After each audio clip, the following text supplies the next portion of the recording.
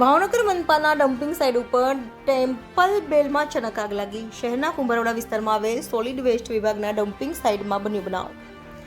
Dumping સાઇટમાં રહેલ temple બેલમાં અચાનક આગ લાગતા ટેમ્પલ બેલ સળગી ઉઠ્યું. સદનસીબે કોઈ જાનહાનિ થઈ નથી.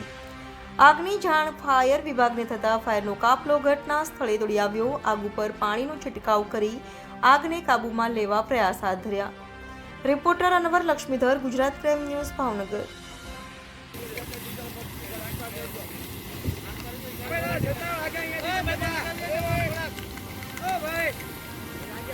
ભાઈ